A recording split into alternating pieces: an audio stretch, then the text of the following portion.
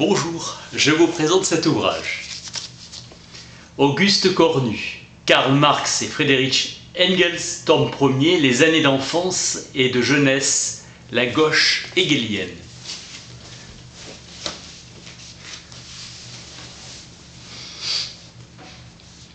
Marx est un révolutionnaire et sa vraie mission fut de contribuer à la chute du régime capitaliste et à libérer le prolétariat. Engels. Thèse de doctorat parue en 1934. Comprendre les origines du marxisme.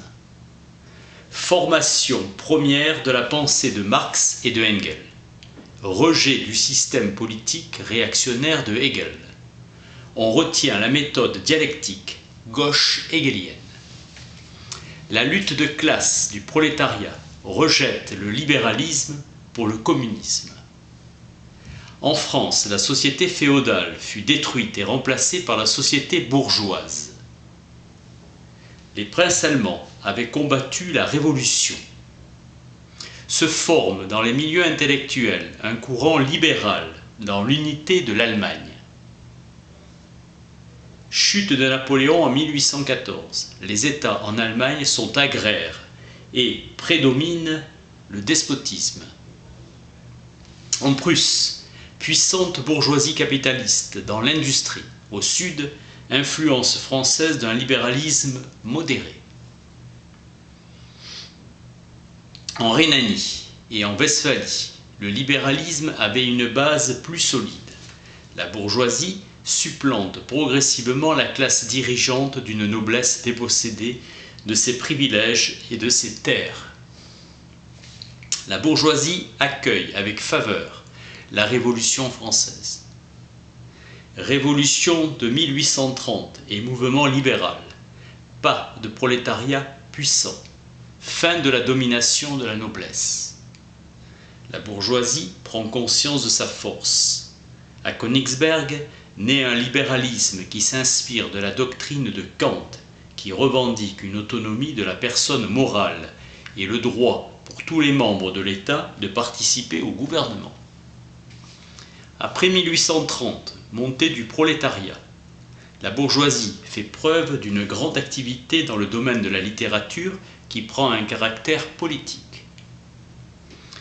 Les gouvernements allemands interdirent en 1835 la vente des livres des écrivains de la jeune Allemagne. L'excès de la répression contribue au développement du libéralisme. Le prolétariat est de plus en plus nombreux. Fichte transpose dans l'avenir la réalisation de l'idéal socialiste. Les utopistes français, comme Saint-Simon ou Fourier, ont leur doctrine qui commence à pénétrer en Allemagne, et non Babeuf et sa doctrine révolutionnaire communiste. Exécution de Babeuf en 1797, qui se proposait de défendre les intérêts spécifiques de la classe du prolétariat, alors que les autres considéraient la lutte des classes et l'action révolutionnaire comme moyen de transformer la société. Les spéculateurs contribuent à aggraver le désordre économique et les crises. Une aristocratie nouvelle exerce un esclavage avec le salariat. Soulèvement des paysans organisé par le pasteur Weydig et par Georges Büchner. Le premier mourut en prison, le second se réfugia en Suisse. Mazzini créa la Jeune Europe après 1830. Cette Jeune Europe des peuples remplace dans la Ligue la vieille Europe des rois. Jeune liberté contre vieil esclavage, des idées nouvelles sur la vieille foi. Le but de la Ligue est la libération de l'Allemagne. Les prolétaires de la Ligue ne se limitaient pas aux garanties d'un revenu. Ils exigeaient la suppression de la richesse et du profit, abolissant ainsi l'inégalité sociale. Le capital est le fruit de la peine d'autrui. Durant ce temps, la puissance de la bourgeoisie crée un prolétariat urbain. Le mode de production intègre l'homme dans son milieu et les associe à leur travail. Réalisme qui donne au monde un caractère concret. Schelling, par son idéalisme absolu, réduit tout le réel au sujet pensant. À la manière de Spinoza, l'esprit et la matière, différentes dans leur forme mais semblables dans leur essence. La nature s'élève progressivement à l'esprit qui se réalise en elle. Dans l'œuvre d'art, indifférenciation totale, où l'esprit est nature et la nature esprit. L'union de l'esprit et de la matière dans sa forme achevée avec les cathédrales au Moyen-Âge. La réalité concrète est créée par l'activité spirituelle. La philosophie hegelienne marque le terme final de la philosophie idéaliste allemande et le passage à une conception plus réaliste du monde. Le père de Marx était très cultivé de tendances libérales.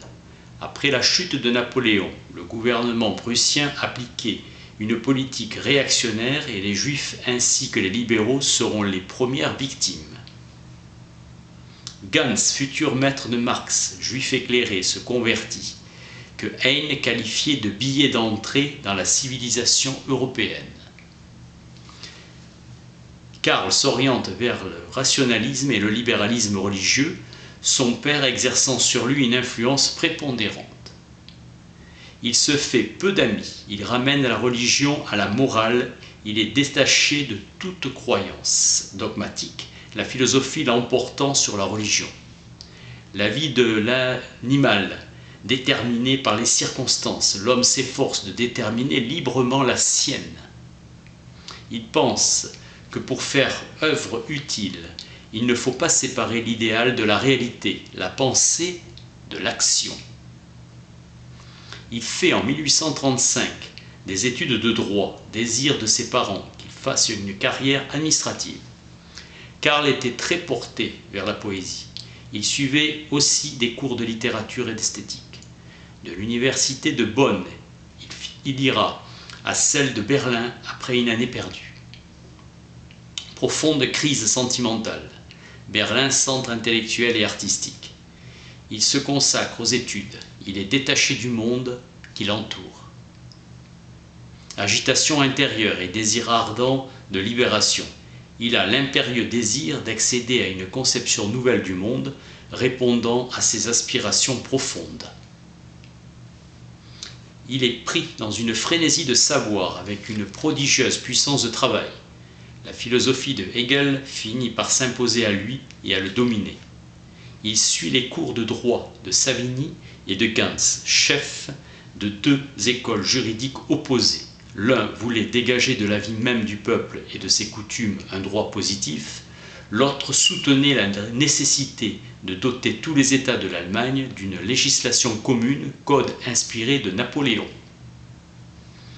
Savigny incorpore le droit dans la vie même du peuple et lie son étude à celle de l'histoire. Gans soutenait une évolution rationnelle continue dépassant Hegel et son apologie du présent. Aversion pour les idées révolutionnaires. Marx juge que le droit romain constitue l'essence du droit moderne. Goethe est pour les femmes un objet d'horreur. Faust, ne voulant vivre que pour lui-même, n'a pu s'élever que par le péché. Marx est attiré par la philosophie et étudie en 1837 toute la philosophie hegelienne. C'est le concept qui sert d'intermédiaire entre la forme et le contenu. Mort de son père à 56 ans, la famille de Engel était de tendance réactionnaire, esprit piétiste. Il aspirait à un mode de vie plus humain et plus libre. Il se reproche comme un péché sa joie de vivre et communie en Dieu en se détournant du monde. Le but suprême, vocation céleste de Dieu, attachement aux traditions nationales, s'oriente vers un libéralisme démocratique, condamne le piétisme et adopte une conception rationaliste et libérale de la religion. Conception d'une liberté conçue dans son opposition aux tendances réactionnaires qui étaient celles de sa famille. Réduite au silence, la jeune Allemagne de caractère littéraire sera remplacée par un mouvement philosophique gauche hegelienne. Le club des docteurs, où Marx s'impose par sa forte personnalité. Les disciples orthodoxes étaient attachés à la doctrine du maître Hegel et une aile gauche rejette les éléments conservateurs en gardant la dialectique révolutionnaire, les jeunes hegeliens. Transformation de la doctrine de Hegel pour en faire l'arme de combat du libéralisme. Progrès de l'idée absolue, attaque contre la religion avant d'engager la lutte sur le terrain politique. Ramener la foi à la raison et la religion à la philosophie en justifiant du point de vue rationnel la religion dont l'expression la plus haute était le christianisme. Religion et philosophie, identiques dans leur essence, toutes deux étant la révélation de Dieu, seule la forme les séparait.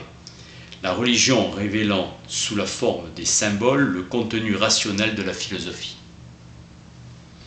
La religion, symbole de l'idée absolue, la Trinité, symbole du mouvement dialectique par lequel se réalise l'union des contraires, déplaçant le champ de la dialectique pour en faire un instrument d'action et conclure du présent à l'avenir pour déterminer la marche rationnelle de l'histoire. La tâche du philosophe est de comprendre ce qui est, car c'est ce qui est qui constitue la raison. L'histoire du monde, pensée fondamentale de Hegel, exprime le développement de l'idée de l'esprit. La philosophie de l'action fixe comme tâche à la philosophie la détermination de l'avenir en opposant à l'être un devoir-être.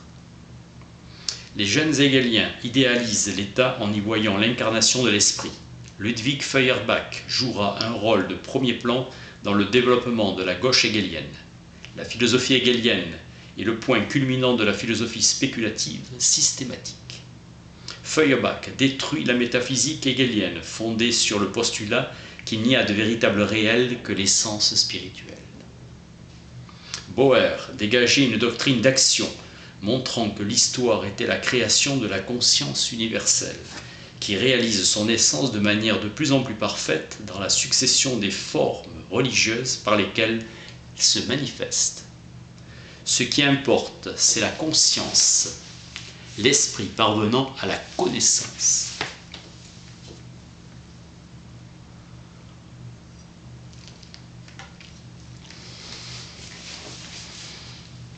Réduction de l'idée à la conscience de soi. 1840, le roi meurt et les libéraux saluent avec joie l'avènement de Frédéric Guillaume IV, dans l'espoir d'une ère de liberté.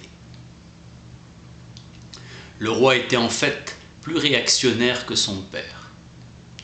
Haine de la Révolution française et des idées libérales, vivant au milieu des nobles, réactionnaires et piétistes.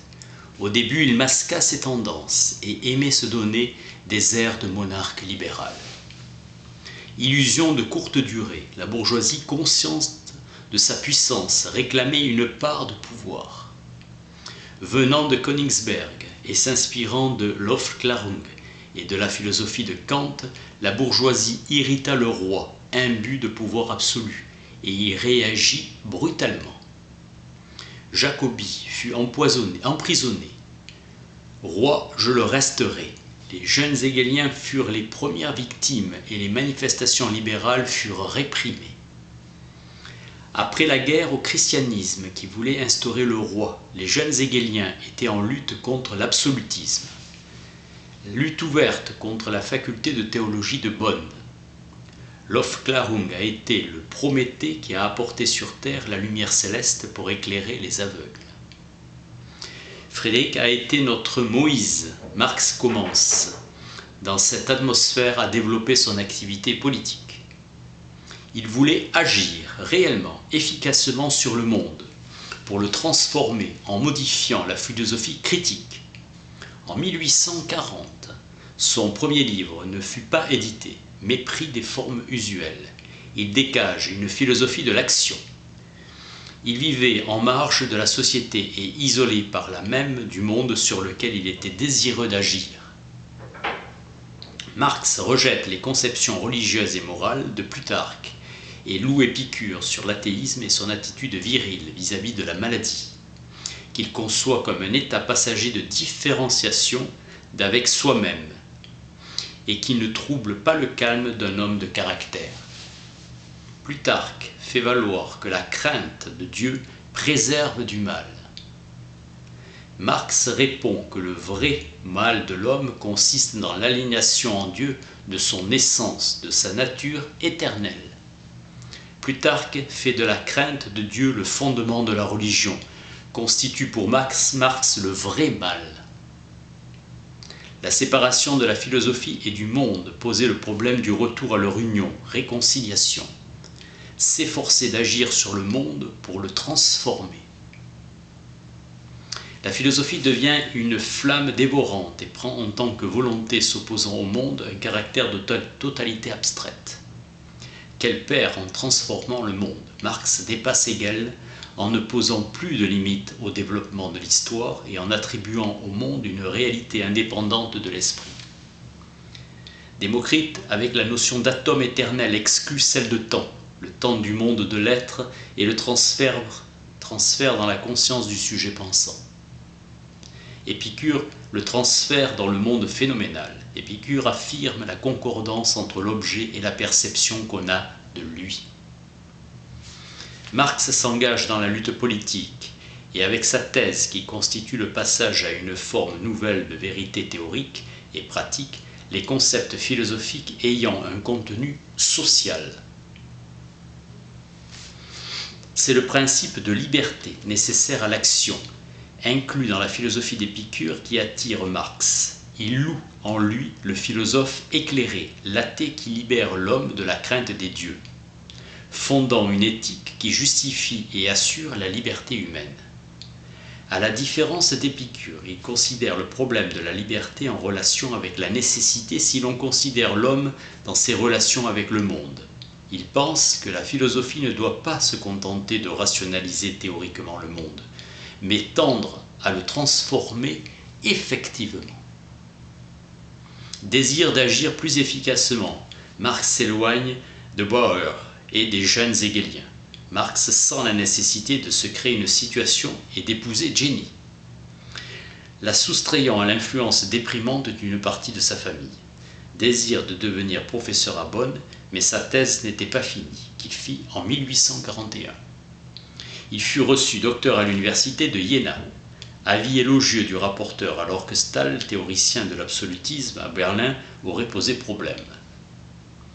Il célébrait dans sa préface Prométhée, le héros et le martyr de la liberté, et faisait sienne la réponse à Hermès, le serviteur des dieux. Jamais, sois-en certain, je n'échangerai mon sort misérable contre la servitude, car je préfère rester enchaîné à ce roc plutôt que de devenir le plat valet de Zeus. Il dédia sa thèse à son futur beau-père, le baron de Westphalie. Cette aspiration à la liberté littéraire prendra un caractère politique. Engels mène durant ce temps une vie active et joyeuse. Il pratique assidûment le sport, fait de la musique et apprend les langues étrangères, s'enthousiasme pour Goethe. Il rêve de voir apparaître l'idée d'égalité, de justice et de bonheur pour tous. Révolution à caractère social avec abolition de la propriété privée. Révolution commune de la France et de l'Allemagne. De leur union naîtra la nouvelle Jérusalem. Hayes s'inspire de la philosophie de l'action de Siekowski et pense que c'est par l'action seule que l'on peut transformer le monde. Ce qui s'oppose à l'émancipation de l'humanité, c'est l'inégalité sociale qui dresse les hommes les uns contre les autres. Le communisme est le but final du développement de l'humanité. Weitling écrit en 1838 à la demande de la Ligue des Justes le premier ouvrage communiste allemand important. Les jeunes hegéliens se rapprochent progressivement de l'humanisme de Feuerbach. Dieu est le produit de l'homme qui le crée à son image en incarnant en lui sa propre nature idéalisée. Le sujet véritable, l'homme, est transformé en attribut de Dieu. La tare de la religion chrétienne est de séparer l'homme de l'espèce humaine et de rendre par la divinisation de celle-ci une séparation éternelle et absolue. Ce qui attira les jeunes hegéliens. Chez Feuerbach fut son athéisme. Il importait de détruire, avant tout, la religion chrétienne pour donner à l'État un caractère rationnel. Se libérer du panthéisme de Hegel. Engels se préoccupait d'une Allemagne unie et libre. Les jeunes hegeliens, par leur situation sociale, leur impuissance à agir, exagérant l'importance des idées et croyant que par l'action seule de l'esprit, on peut transformer le monde. Tendance à l'idéalisme absolu.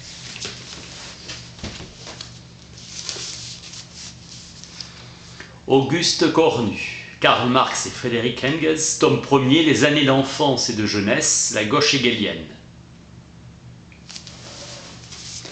Merci.